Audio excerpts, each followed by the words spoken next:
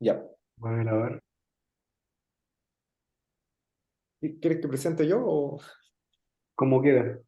Ya. Bueno, es un agrado tener a Luis Ferroni del KTH Royal Institute of Technology. Y en esta ocasión nos va a hablar de la teoría de Earhart para matroides. Así que Luis, cuando quieras puedes comenzar. Bueno, ¿qué tal? Buenas tardes a todos. Es un placer para mí estar dando un seminario virtual en español, en combinatoria y sobre todo para una comunidad latinoamericana. Para mí es bueno, una de las primeras veces, como mencioné hace un rato, que me toca dar una charla en español y la verdad que es un placer para mí hacerlo acá. El título de la charla es Teoría de Erhard para matroides. Las diapositivas, lo que van a ver ahora está escrito en inglés, pero voy a ir, digamos, navegando todo en español. Y en cualquier caso, si hay alguna duda, alguna consulta que vaya surgiendo, no duden en interrumpirme porque la idea es que esto sea bien interactivo y lo enfoqué de modo que sea amigable para personas que no tengan tanto background en las palabras que están en el título, en teoría de Erhard o matroides.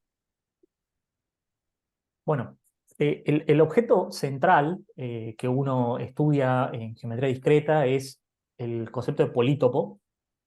Un polítopo es esencialmente la generalización en dimensiones arbitrarias de lo que sería un polígono en dimensión 2. Formalmente uno lo define como tomo una cantidad finita de puntos en un espacio R a la n y luego tomo el menor conjunto convexo que contiene a esa cantidad finita de puntos. Por ejemplo, en el ejemplo de la izquierda tenemos 4 puntos en R2. La cápsula convexa de esos 4 puntos es el rectángulo que está coloreado en azul. En dimensión 3, bueno, vemos que podemos tener 4 puntos de nuevo, sin embargo, el objeto que obtenemos tiene una dimensión mayor. Eh, en general, la dimensión de un polítopo es la dimensión del espacio afín generado por el polítopo. En particular, si uno está en R2000 y tiene 3 puntos, la cápsula convexa va a ser un triángulo de dimensión 2.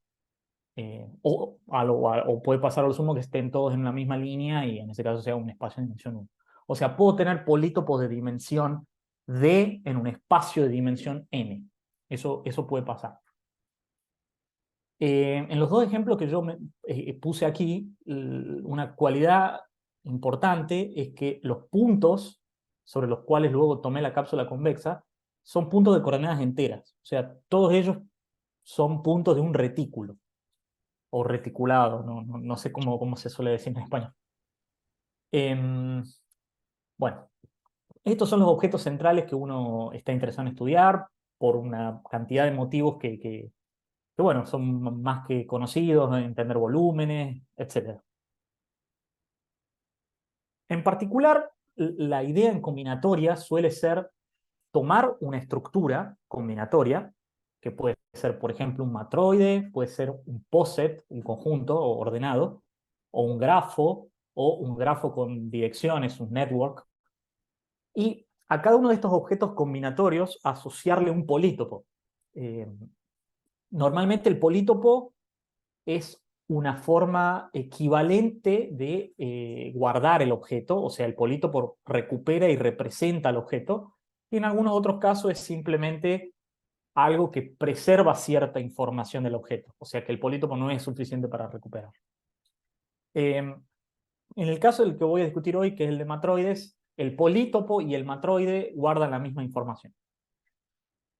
Un ejemplo que a mí me parece particularmente paradigmático de esta idea de problemas en combinatoria, formularlos en términos de polítopos, es uno muy famoso que es el de los cuadrados mágicos, que motiva a uno a definir un polítopo que es central en el estudio de geometría discreta, que es el Birkhoff polytope o polítopo de Birkhoff, que está definido de la siguiente forma, que es muy sencilla.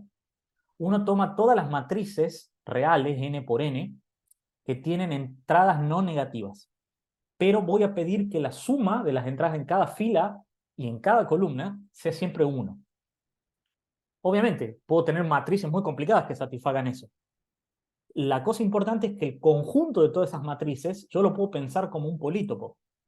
Esencialmente, las condiciones me están diciendo que, por ejemplo, esta matriz 3×3 sería una matriz válida si todas las entradas son no negativas y vale que, por ejemplo, la suma de la primera fila es 1, la suma de la primera columna es 1, etc. O sea, tengo una cantidad acá finita de desigualdades o igualdades, y cuando uno intersecta un montón de desigualdades o igualdades lineales, siempre lo que uno tiene es un polítopo. Por ejemplo, una pregunta válida podría ser ¿cuáles son los vértices de este polítopo? ¿Cuáles son los vértices del polítopo de Birkhoff para n arbitrario? Uno puede probar, por ejemplo, que en este caso los vértices son las matrices de permutación, lo cual dice algo particularmente bonito, que es que este polítopo tiene n factorial vértices. Y uno se podría preguntar, bueno, ¿y cuáles son las aristas? ¿Cuáles son las caras? ¿Cuál es el volumen de esto? Es un problema muy antiguo, muy difícil, el dar fórmulas para el volumen de este polítopo. Creo que en un breakthrough hace algunos años alguien pudo finalmente dar una fórmula asintótica para el volumen. Así que nada, esta idea de, dado un objeto, un problema en combinatoria, modelarlo a través de polítopos es, digamos, algo que sucede frecuentemente y que es, digamos, subyace en el corazón de todo lo que uno va a hacer ahora. Bueno, vamos a navegar un poquito qué es la teoría de Erhard, que es parte del título. Esencialmente, la teoría de Erhard viene a proponer un análogo discreto, un análogo finito de la noción de volumen. Un volumen en general es una integral, una medida de algo que es continuo. Por otro lado, contar los puntos enteros en un polítopo es un problema discreto. Yo quiero contar cuántos puntitos caen dentro de mi polítopo. Resulta que hay un teorema de Erhard que es, digamos, fundacional en el sentido de que a partir de este teorema uno puede deducir un montón de información muy, muy profunda de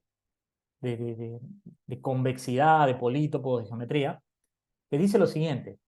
Si uno toma cualquier polítopo que tenga vértices enteros, por ejemplo los dos que mostré al principio, si uno cuenta cuántos puntos de coordenadas enteras hay en el polítopo, cuántos hay en el doble del polítopo, o sea, dilatado por factor 2, cuántos hay en el polítopo dilatado por factor 3, dilatado por factor 4, etc. Bueno, resulta que la cuenta que uno va haciendo es polinomial en el factor de dilatación. Es decir, que la mapa, que voy a denotar EHR, P, T es mi variable, que asigna a cada T la cantidad de puntos enteros en T por P, es un polinomio en T de grado D, de grado la dimensión. Por ejemplo, en el caso del rectángulo que teníamos antes, este es mi polítopo. Yo tengo acá un rectángulo que tiene un lado de longitud 3 y un lado de longitud 2. Si cuento cuántos puntos de coordenadas enteras hay en P, voy a tener 4, 4 y 4. O sea, hay 12 puntos de coordenadas enteras en P.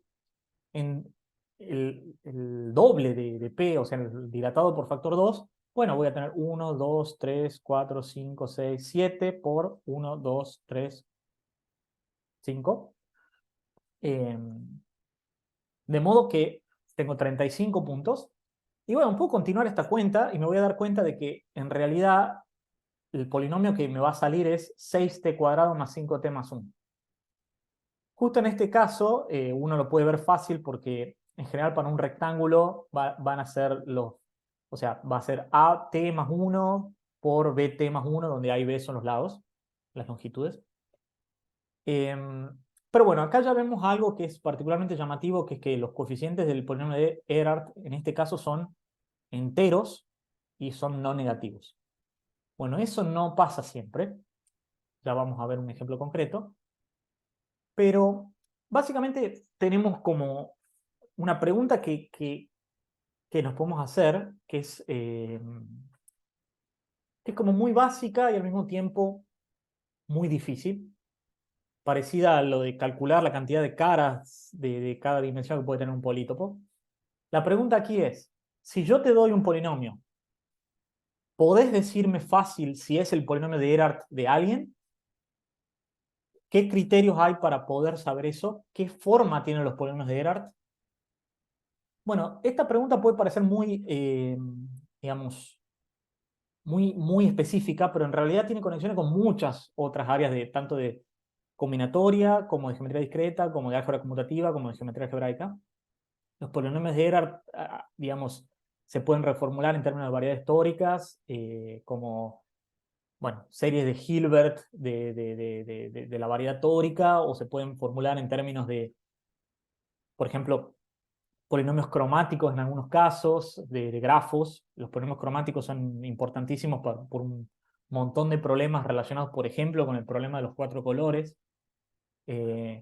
Problemas relacionados a estadísticas de conjuntos ordenados. Por ejemplo, si uno quiere contar la cantidad de extensiones lineales de un conjunto, bueno, uno puede ver eso como una especificación de un polinomio de Erhard, etc.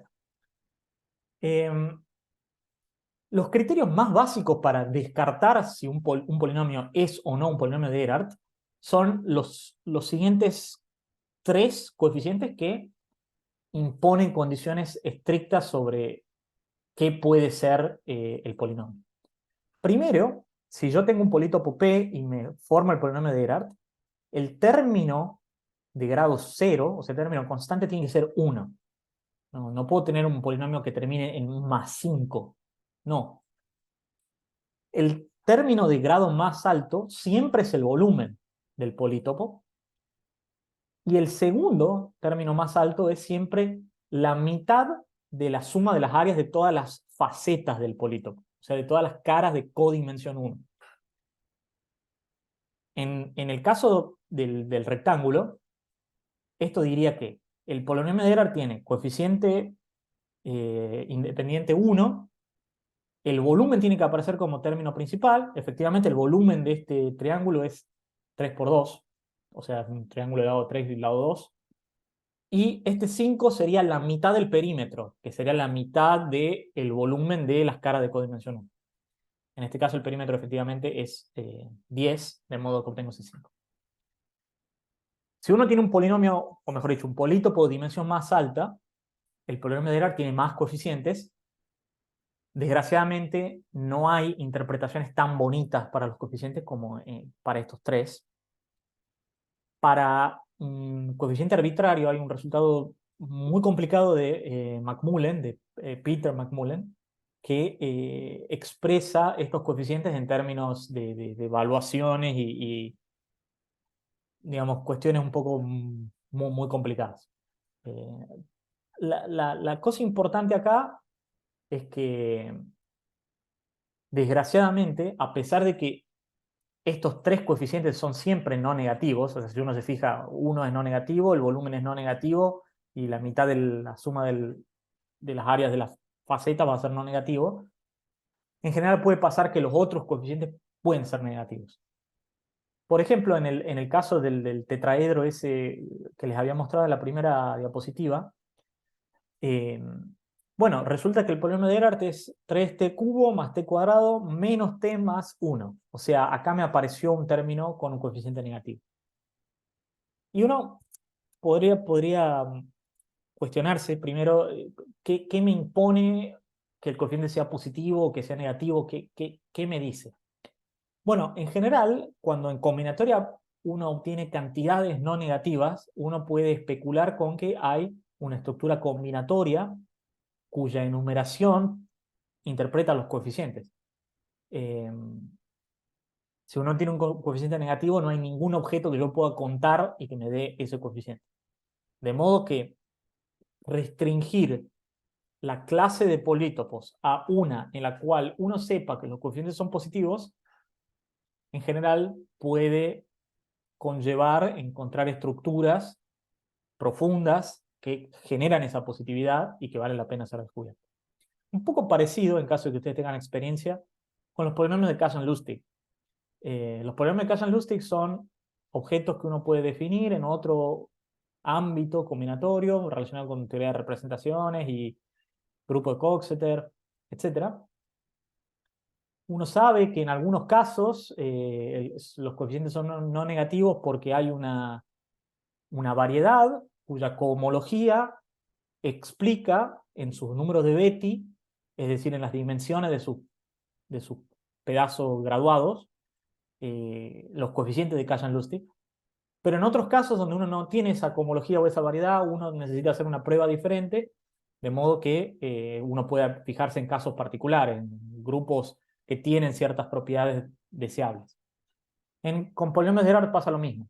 La diferencia es que lo de Kajan-Lustig es cierto siempre, lo de Erhard no es cierto siempre. O sea, uno tiene que afinar bien el ojo para tratar de pegarle a una clase en la cual esto sea cierto.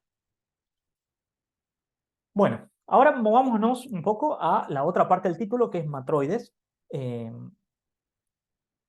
Los matroides últimamente están teniendo mucha fama, mucho momentum a nivel internacional por el trabajo de Jun Ha, que el año pasado recibió la medalla Fields. Voy a tratar de motivarlo brevemente, en caso de que ustedes ya estén familiarizados, muchísimo mejor. Pero esencialmente la idea del concepto de matroide es tratar de abstraer digamos, poner en perspectiva la noción de independencia lineal. Formalmente, si uno tiene un conjunto de números del 1 al n, que yo denoto acá como n entre corchetes, o sea, esta notación es para todos los números del 1 al n, o sea, enteros. Una familia de subconjuntos se va a llamar el conjunto de bases de un matroide si cumplen una propiedad que es una propiedad de intercambio, que es básicamente que si tomo dos elementos, dos conjuntos en mi familia y un elemento en el primer conjunto de mi familia, puedo encontrar un elemento en el segundo conjunto de mi familia, de modo que este otro, formado de esta forma, también pertenezca a la familia. Parece un poco, no sé, a lo mejor si tienen presente la definición de topología, bueno, uno define topología como una familia de conjuntos que tal es que la unión arbitraria está en la familia y la intersección finita está en la familia. Bueno, acá hay una condición parecida. Tomo una familia de subconjuntos y pido esta condición.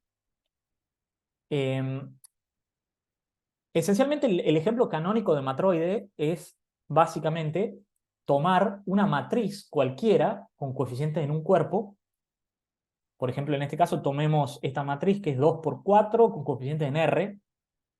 Y lo que voy a hacer es listar todas las bases, es decir, todos los conjuntos linealmente independientes maximales que puedo obtener mirando columnas acá. Por ejemplo, si yo tomo el conjunto formado por la primera columna y la segunda columna, es linealmente independiente y es maximal. Si tomo el conjunto formado por la primera, la segunda y la cuarta, no es linealmente independiente, de modo que ese no cuenta. Si pongo el conjunto formado por la tercera y la cuarta, es linealmente dependiente, de modo que tampoco me sirve. Bueno, si yo anoto los labels, o sea, las posiciones de los conjuntos de columnas que son bases, voy a ver que la lista tiene 5 bases. O sea, la primera y la segunda columna son una base, la primera y la tercera son una base, la primera y la cuarta son una base, la segunda y la tercera y la segunda y la cuarta. No hay más. Bueno, esencialmente un matroide es eso, tomar una familia de conjuntos de números del 1 al n, en este caso sería n igual a 4, y tomo una familia que en este caso serían estos 5 conjuntitos, el 1, 2, 1, 3, 1, 4, 2, 3 y 2, 4, y uno puede probar que satisfacen esta propiedad. Una cosa muy importante es que si uno tiene un matroide arbitrario, no siempre puede construirse una matriz sobre un cuerpo de modo que las bases de vectores columna sea igual al matroide que uno tiene originalmente. Es decir, los matroides que resultan de hacer este jueguito con la matriz son una clase restringida particular que normalmente la gente llama matroides representables o realizables. El tema es que en el universo de matroides, los que son representables son el 0%. De nuevo, continuando con la analogía un poco de lo de Kajan-Lustig, si ustedes saben, esencialmente lo que es un grupo de Weyl versus un grupo de Coxeter. Un matroide representable sería como un grupo de Weyl y un matroide arbitrario sería como un grupo de Coxeter. Bueno, esa es la idea detrás de matroide. Es una estructura combinatoria finita que trata de modelar la noción de independencia lineal. Este dibujito que hice acá, básicamente son todos los puntos estos de los vectores columnas. Y bueno, uno puede darse cuenta acá que, por ejemplo,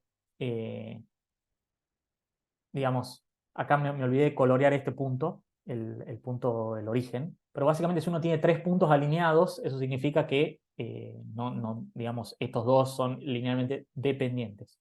En general lo que uno hace es, cuando uno tiene una matriz de este tipo, es mirar un arreglo de hiperplanos que se obtiene tomando todos los puntos que son ortogonales a este vector. Entonces, por ejemplo, el punto 2 menos 3 tiene un espacio ortogonal, que sería las soluciones de 2x menos 3y igual a 0. Si yo dibujo ese plano, dibujo el mismo plano acá, dibujo el mismo plano acá, y dibujo el mismo plano acá, voy a tener una configuración de planos, y eso también permite modelar matroides como un arreglo de hiperplanos. Eso es algo que a lo mejor encontraron, por eso vale la pena mencionar. Bueno, continuemos. Ahora, de nuevo, tratemos de entender qué vendría a ser un polítopo asociado a un matroide. Bueno, esencialmente lo que uno va a hacer es, dado un matroide cualquiera, listar todas las bases, que son, en el ejemplo anterior, estos 5 conjuntitos, y pensar cada uno de estos puntos, en vez de como 1, 2, voy a pensar que tengo 4 coordenadas, o sea, estoy en R4, y voy a poner unos en los números que están en mi conjunto, y 0 en los que no. Entonces, el 1, 2 se va a transformar en el punto 1, 1, 0, 0. El conjunto 2, 3 se va a transformar en el punto 0, 1, 1, 0. Entonces voy a tener 5 puntos acá que van a tener coordenadas ceros y unos. Bueno, si tomo la cápsula convexa de esos puntos, me va a resultar un polítopo. En el caso este, uno puede ver que termina resultando una pirámide. Justo acá, el único que me falta, que es el 3, 4, está acá borrado, pero los otros 5 forman esta pirámide que está acá. Bueno, una cosa importante a mencionar es que hay un matroide distinguido que es básicamente el que tiene todas las bases. O sea, básicamente es como si en este caso yo estuviera agregando el que me falta, el 3, 4. Esencialmente, si fijo n, la cantidad de elementos, en este caso n era 4, y fijo k, la cardinalidad de las bases, en este caso es 2, yo fijo n y k, puedo poner los n tomados de acá, posibles conjuntos de k elementos entre esos n, y bueno, eso siempre es un matroide porque satisface trivialmente la condición de intercambio porque tengo todos los conjuntos. Bueno, el polítopo que resulta en ese caso tiene un nombre especial, que es el hipersimplex, que bueno, básicamente es un polítopo que aparece mucho en combinatoria y que es muy famoso por muchas razones. De nuevo, repito, hay 2 parámetros, n, que es la cardinalidad del conjunto del matroide, o sea, es decir, la cantidad de elementos que tiene, o sea, la cantidad de columnas de mi matriz, digamos, y otro parámetro k, que es el rango, esencialmente, de la matriz. Bueno, el hipersimplex delta kn va a ser los puntos que están en el cubo de dimensión n, cubo unitario, que tienen suma de coordenadas igual a k. En el caso n igual a 4, k igual a 2, el hipersimplex sería poner los 4 tomados de a 2 puntos, o sea, los 6 puntos, que en este caso son estos 6, incluyendo el 3, 4. Es decir, el hipersimplex delta 2, 4 es un octaedro. Bueno, ya les dije cómo ir de un matroide al polítopo. Resulta que uno puede pensar en abstracto en polítopos ahora, en vez de pensar necesariamente en el matroide y propiedades del matroide, uno puede caracterizar los polítopos que provienen de un matroide. Esto es un teorema muy famoso de Gelfand, Goreski, McPherson y Serganova, que dice que un polítopo es un polítopo de un matroide si y solamente si se cumplen estas dos condiciones simultáneamente. La primera es trivial, es que los vértices tienen que tener coordenadas con ceros y unos. Eso se sigue de la definición, básicamente. Pero la segunda es mucho más interesante, que es que las direcciones de las aristas, es decir, si tomo dos vértices adyacentes, el segmento que los une tiene que ser de la forma EI menos EJ, donde EI y EJ son vectores unitarios de la base canónica de Rn. Esencialmente, digamos, me está diciendo que vértices adyacentes, la dirección en la cual son adyacentes, no puede ser cualquier cosa. Tiene que ser un vector de la forma, por ejemplo, 0, 0, 0, 1, 0, 0, 0, menos 1, 0, 0, 0, 0, etc. Bueno, entonces tengo una caracterización bonita. Los matroides son los polítopos con vértices de ceros y unos que tienen una dirección prefijada para las aristas. Hay un paper de Postnikov del 2009 que propone esencialmente mirar solamente la segunda condición y mirar polítopos que cumplen eso. Esos son los famosos permutoedros generalizados o generalized permutohedra. Esencialmente la definición de permutoedro generalizado es un polítopo que cumple B. No necesariamente tengo que tener vértices enteros, no necesariamente tienen que ser ceros y unos. Cualquier polítopo que cumpla lo de las direcciones de las aristas se llama generalized permutohedra. Postnikov en su paper, que es muy importante y digamos, uno de los papers más citados probablemente en la historia de la geometría discreta, bueno, prueba un montón de propiedades de los permutorios generalizados. Esencialmente él los presenta usando varias caracterizaciones equivalentes. Por ejemplo, y esto explica el nombre, los permutoedros generalizados son los polítopos que resultan de deformar un permutoedro. Los permutoedros son polítopos que también son muy famosos. Si uno los deforma, el conjunto de posibles deformaciones, siguiendo ciertas reglas, es precisamente esta familia. Además, los permutoedros generalizados parametrizan a los polimatroides. En caso de que ustedes tengan algo de conocimiento de abanicos normales de polítopos o variedades tóricas, esencialmente los permutoedros generalizados son los polítopos cuyo abanico normal refina al abanico trenzado. Creo que así le dicen en español, ¿no? Y en caso de que hayan leído, sepan algo de Lorentzian, de polinomios lorentzianos, bueno, esencialmente los generalized permutohedra, los permutoedros generalizados, son esencialmente el soporte de un polinomio lorentziano. No es tan importante entender cómo específicamente se conectan todas estas cosas con un permutoedro generalizado, sino más bien entender que estos objetos realmente son centrales, o sea, describen y modelan muchos objetos que trascienden ya los límites de lo que es solo la combinatoria o solo, no sé, los matroides. Bueno, el problema central o el más famoso, si se quiere, que había en teoría de Erhard y matroides era una conjetura de Jesús de Loera, David Hoss y Matías Keppe en 2007, que esencialmente decía que si uno tiene un polítopo de un matroide, entonces el polinomio de Erhard tenía coeficientes positivos. Ellos conjeturaron eso. Y volviendo a la discusión de todo esto que les decía antes, de tratar de identificar clases para los cuales esta propiedad vale, esto es muy importante, etc. Había mucho hype y mucha fe en que esta conjetura tenía todas las posibilidades de ser ciertas. Y de hecho, bueno, Federico Castillo y Fu Liu en 2015, de hecho, hicieron una conjetura mucho más general, que es que si uno tiene un permutoedro generalizado con vértices enteros, entonces el polinomio de Erhard efectivamente siempre tiene coeficientes positivos. Bueno, luego del primer paper de Loera, Hoss y Kepe del 2007, y más aún después del paper de Castillo y Liu, hubo un gran interés en entender los problemas de Erhard de matroides, de permuteros generalizados, etc. Y de hecho se logró mucha evidencia apoyando las conjeturas. Por ejemplo, en el mismo paper en el cual ellos hicieron la conjetura, de Loera, Hoss y Kepe probaron que si uno tiene un matroide uniforme de rango 2, entonces la conjetura es cierta.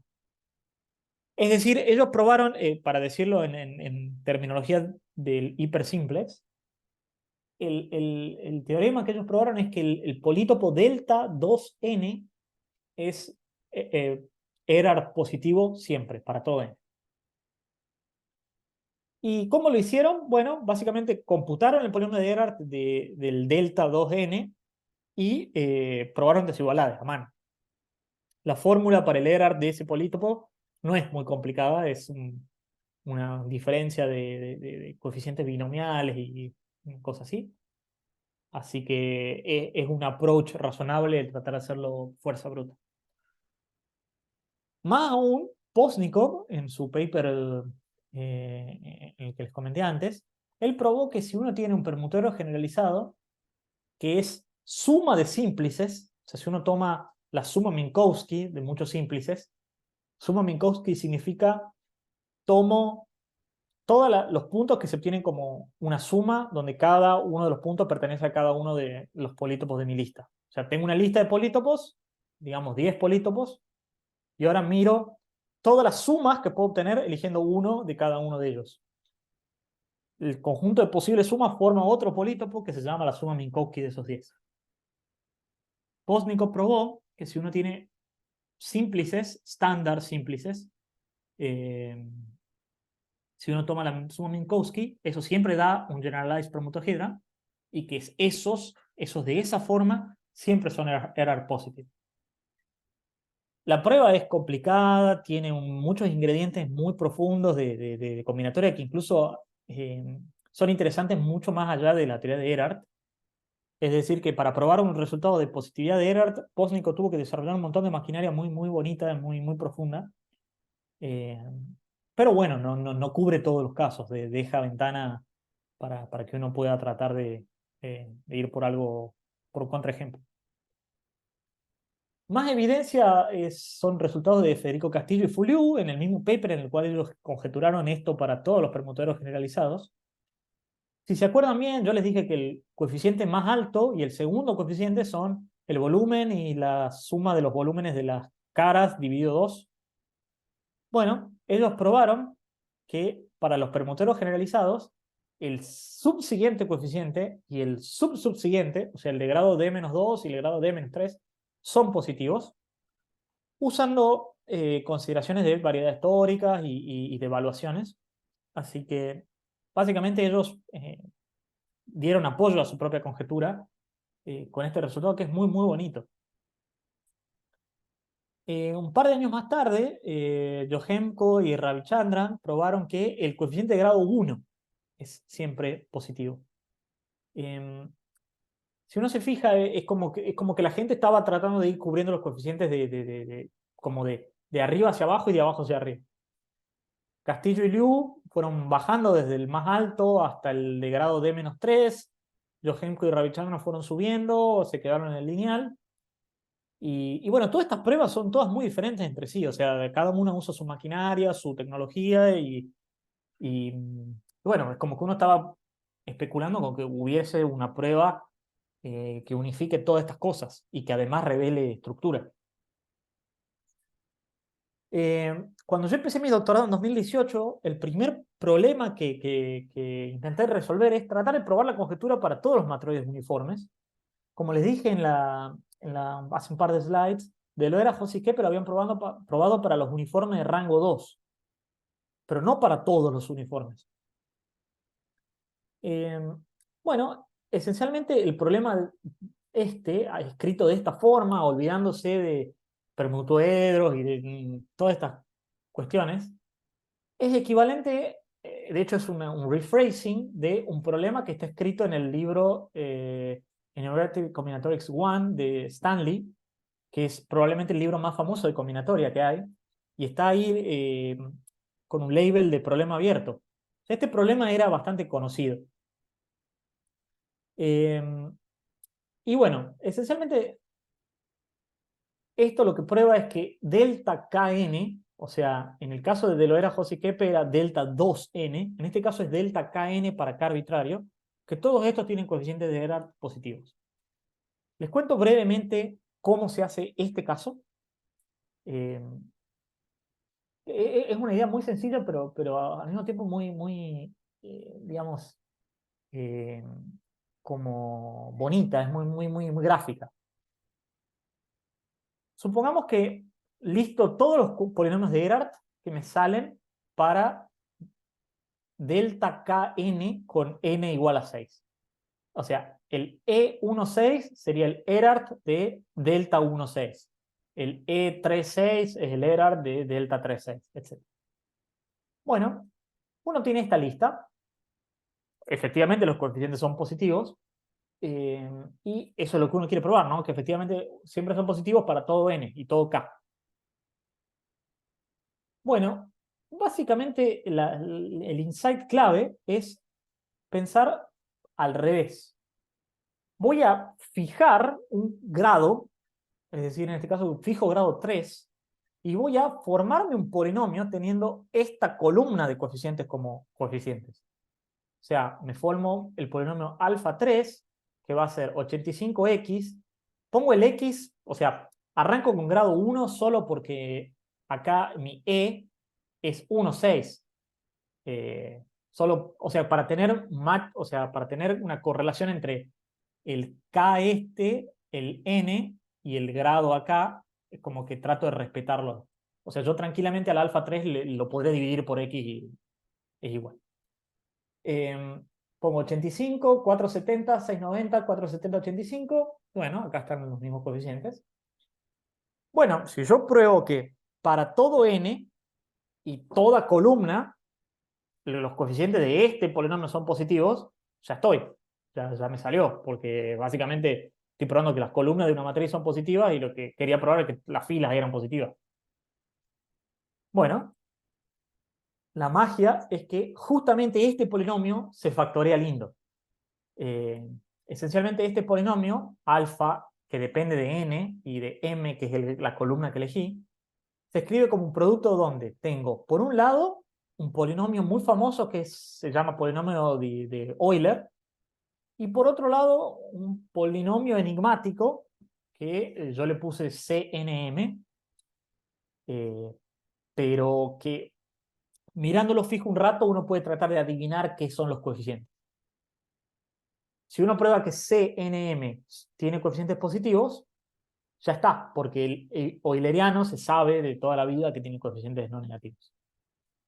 Bueno, para probar que el CNM tiene coeficientes positivos, uno, como les dije antes, lo mira un rato largo, lo analiza, prueba con la compu un poco, y uno puede llegar a adivinar que cuenta permutaciones con una propiedad que es un poco complicada de denunciar ahora, pero no es tan loca. Y eso son los famosos weighted Land numbers, que, bueno, mejor dicho, los Land numbers son famosos. Esencialmente los que yo presenté en ese artículo fueron una versión weighted, o sea, con un peso, y justamente recuperan estos coeficientes de los CN. Bueno, eso sería la prueba o la idea de la prueba para el matroide uniforme. Pero solo funciona para el uniforme, la prueba es muy ad hoc. Luego de probar el caso uniforme, bueno, el caso uniforme esencialmente es el polítopo lo más grande posible, el matroide lo más grande posible. Uno podría preguntarse, bueno, ¿qué pasa con el matroide lo más pequeño posible? Eh, y bueno, eso esencialmente es un objeto bien definido que se llama matroide minimal. Y bueno, luego de que probé el primer resultado con el uniforme, traté de hacer este. Este es mucho más fácil. Es laborioso, pero es mucho más fácil. Y bueno, efectivamente estos también cumplen esa propiedad. Eh, pero la cosa que a mí me resultó extremadamente llamativa es que justo estos dos casos, o sea, el uniforme y el minimal, si uno lo sabe hacer, a estos dos, esencialmente uno puede tener una fórmula para casi todos los matroides.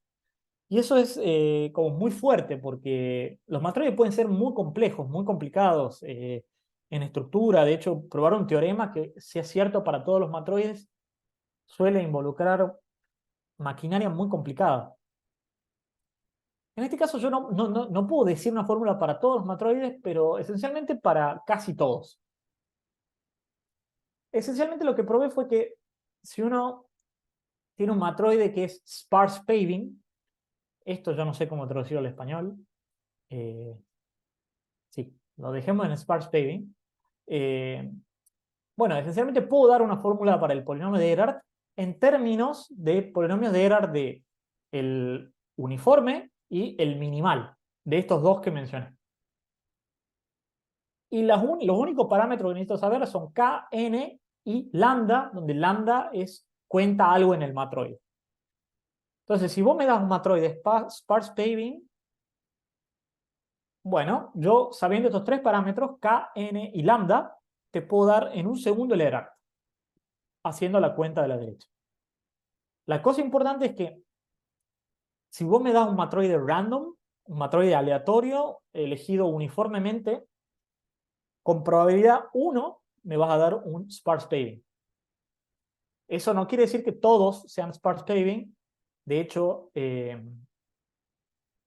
básicamente, digamos, la moral acá es que la mayor parte de los matroides complicados no son sparse paving. Pero bueno, el punto es que acá yo tengo una forma para computarlo al Erhard para muchos matroides. Entonces, es razonable, usando esta fórmula, tratar de construir un contraejemplo o buscar un contraejemplo.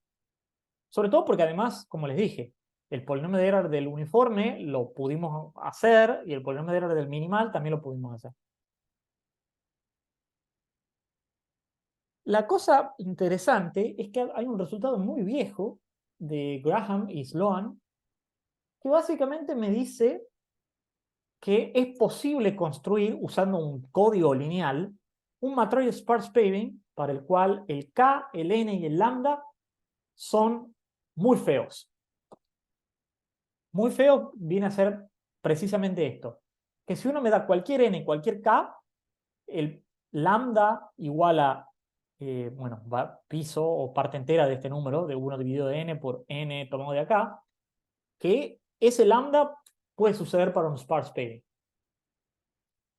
Entonces, si vos me das K igual a 15.000, N igual a 38.000 y lambda igual a esta cuenta que depende de N y K, yo puedo poner esos números en esta fórmula y me va a dar el Erhard de un matroide. No sé quién es el matroide, pero hay un matroide que tiene ese Erhard. Bueno, el caso es que probando con números relativamente chiquitos pero muy por lejos de la capacidad de una computadora de construir estos objetos, poniendo K igual a 9 y N igual a 20, uno puede construir un polítopo que es un matroide, tiene 159.000 vértices y tiene un polinomio, un coeficiente de Erhard que es negativo, y casualmente en grado 2. Justo el teorema de Johemko y Ravichandran era que el lineal era positivo, los de Castillo y Liu venían desde arriba, así que justo era empezar desde abajo y el grado 2 un contraejemplo. En particular, las dos conjeturas son falsas, pero bueno, uno en esta ambición de ya tengo un contraejemplo, quiero encontrar el mejor contraejemplo posible. ¿Qué tipo de contraejemplos puedo construir con este truco? Bueno, esencialmente el truco resulta ser muy poderoso porque si uno me da cualquier K mayor o igual que 3, puedo construir un matroide suficientemente grande de rango 3, es decir, digamos, piensen en la matriz de rango chiquito, rango 3, con un coeficiente de Erhard negativo. Si uno tiene el rango muy pequeño, rango 3, el menor matroide que alcanza un coeficiente negativo es un polítopo en dimensión 3000. Para que se den una idea, en una computadora actual, es imposible guardar un polítopo con dimensión mayor a 22, 23. Este tiene dimensión 3000. O sea, es imposible representar este polítopo en una computadora. Ni hablar en calcular con un código el polinomio de Erhard. Así que bueno, uno necesitaba toda esta maquinaria que les mostré antes del sparse paving y todo esto. Usando un refinamiento del teorema de Graham y Sloan, uno puede probar que el caso 920, que era el de la slide anterior, se puede mejorar a 919. Pero la prueba acá es mucho más delicada, es más constructiva y ya depende de números que están en tablas que son bastante difíciles de traquear. Esencialmente, la gente que estudia teoría de códigos muchas veces está interesada en un código satisfaciendo ciertas propiedades con la menor cantidad de palabras. Y te dicen, bueno, existe uno con esta cantidad de palabras, pero nadie te escribe cuál es el código en ningún paper, porque es escribir básicamente, no sé, 200.000 palabras, o sea, no tiene sentido. Pero bueno, este es el ejemplo más pequeño, o sea, uno en 19 elementos.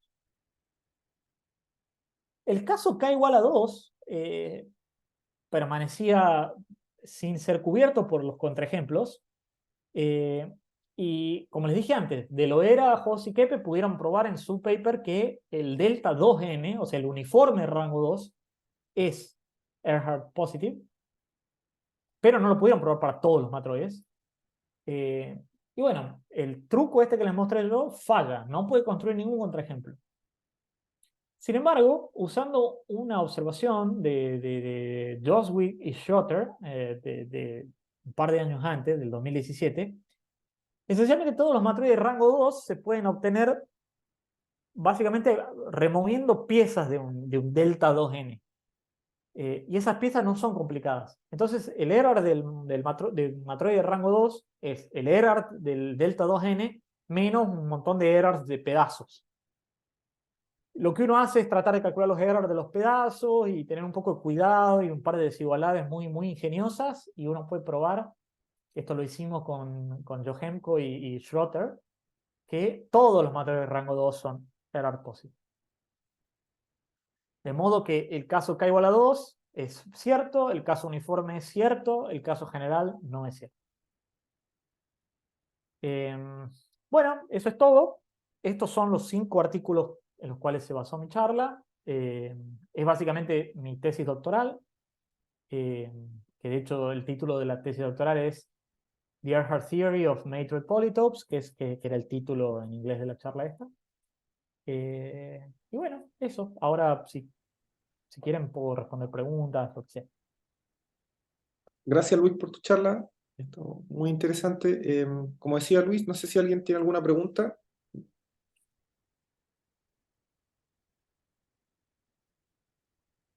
Yo tengo una pregunta, pero es como media general. No sé si estás buscando ahora tratar de caracterizar los que son error positive en general, digamos, y como saber quiénes son, es como el sueño. A ver, te respondo un poco haciendo referencia a lo que dije durante la charla de tratar de identificar la clase correcta para lo cual es cierto, en vez de caracterizar todos para los cuales es cierto. Eh, Esencialmente hay una familia de objetos que se llaman positroides que, que están recibiendo mucha atención porque tienen bueno, muchas aplicaciones, conexiones con física, etcétera, que son un tipo particular de matroides. Un positroide es un matroide con una propiedad muy especial. La conjetura es que para los positroides esto es cierto. Y parece un juego de palabras, porque positroide tiene posi adelante, y la realidad es que el juego de palabras me parece que no es tan un juego, y quizás esa es la clase que uno tiene que mirar. Hace, sí, una semana creo, alguien publicó en Archive un poco de progreso para esta conjetura de los positroides, probando que una familia de positroides bastante útil efectivamente cumple la conjetura. Está abierto igualmente, ¿no? O sea, yo creo que va a ser cierto para los positroides, probablemente sea muy difícil probarlo, pero definitivamente, en respuesta a tu pregunta, sí vale la pena tratar de enfocarse en clases para los cuales esto pueda hacerse. ¿Más preguntas? Em, bueno, yo tengo una pregunta. No sé si eres familiar con esto que definió como, hay gente, no me acuerdo los nombres, pero es como gente que trabaja en Oregon de los polinomios de Castro-Lustig de un matroide. Sí, sí, sí, sí. Y si Sí, Nicholas Prusa puede ser algo así. sí. Esto tiene, Elías, Proudfoot y Wakefield. Sí, ¿Tiene alguna relación? Porque ellos también hicieron una conjetura de positividad de esos polinomios y que parece que también era sí. falsa, parece, ¿no? Por ahí, No, no, no, ese es cierto. ¿no? Bueno, a Ah, ver, es te cierto, cuento brevemente pero la historia de esos. Sí. O sí. sea, básicamente, luego de que escribí mi tesis, eh, mi director me dijo, bueno, ahora tenés que hacer otra cosa porque la conjetura es falsa y hay que irse a buscar otros vientos. Y yo me subí a ese tren, al del Kajan-Lustig de los matroides. Eh, sí, el paper original es de Proudfoot, Wakefield y Ben Elias, o Elías, no sé cómo le dicen ahí. Eh, y bueno, ellos definen para todo Matroid un Kajan-Lustig, un programa de Kajan-Lustig que básicamente tiene un montón de propiedades muy parecidas al Kajan-Lustig para grupo de Coxeter. Eh, y bueno, el paper o uno de los papers por los cuales le dieron las fields a Jun Ha es precisamente probar que para los Kajan-Lustig de matroides arbitrarios, los coeficientes son efectivamente no negativos. O sea, Mm. una de las razones de la medalla Fields es ese resultado.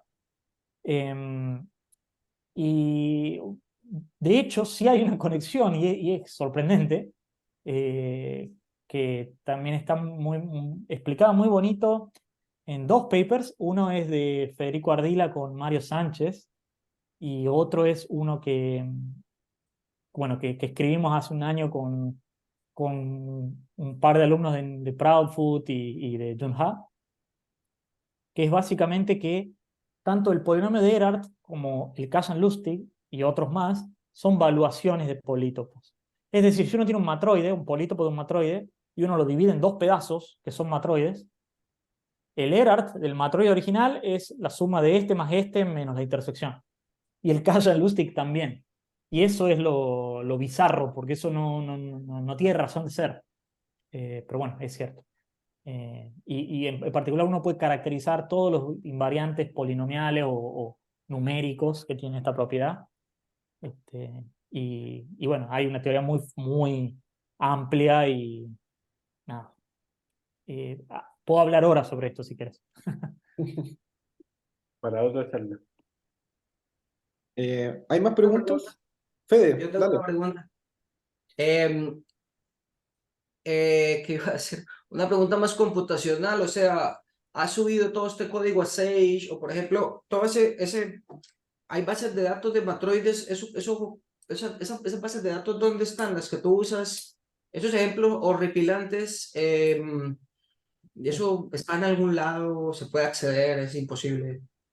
A ver, los matroides de los contraejemplos son, a pesar de que los números son chiquitos, o sea, 19, 9, etcétera, son muy grandes. O sea, un polítopo de dimensión 19, salvo que tengas, no sé, 22 vértices, o sea, tipo muy poquitos, muy difícil de representar en una computadora, ni hablar cuando tenés del orden de 200 miles. De modo que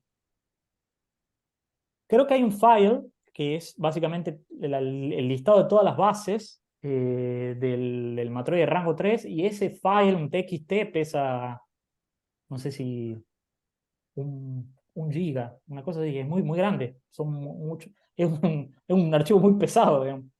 Este, pero sí hay bases de datos de matroides pequeños, matroides hasta 9 elementos.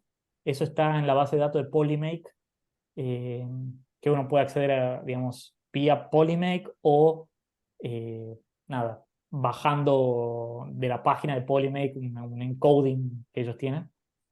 Eh, pero sí, o sea, hay bases de datos y hay básicamente material para testear a mansalva. Eso. Yo la base de datos que tengo yo me la hice yo mismo en una época en la cual no sabía que alguien había hecho en Polymake una base de datos Eso. peer-reviewed. La mía no está referiada por nadie, pero bueno, estoy seguro de que está correcta porque la comparé con Polymake y tiene sentido. Y finalmente, ¿tú crees en la conjetura de los positroides o no? Sí, la creo porque la formulé yo, o sea, sí. De hecho, creo que tiene mi nombre. Ok. Este, no, yo creo que es cierta y, y de hecho puedo argumentar en términos no muy complicados por qué hay una chance severa de que sea cierta para los lattice path matroids. Hay una jerarquía, o sea, los positroides son la clase más grande, hay una subclase que se llama lattice path.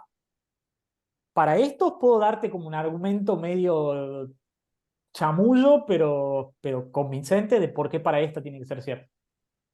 Así que, nada, supongo para los positroides también. Ok. Bueno, si no hay más preguntas, agradecemos de nuevo a Luis por su charla. Muchas gracias, Luis. No, gracias a ustedes por invitarme y nada, espero que les haya gustado. Un placer para mí y nada, de nuevo, gracias. Sí. Gracias, muchas gracias por la charla.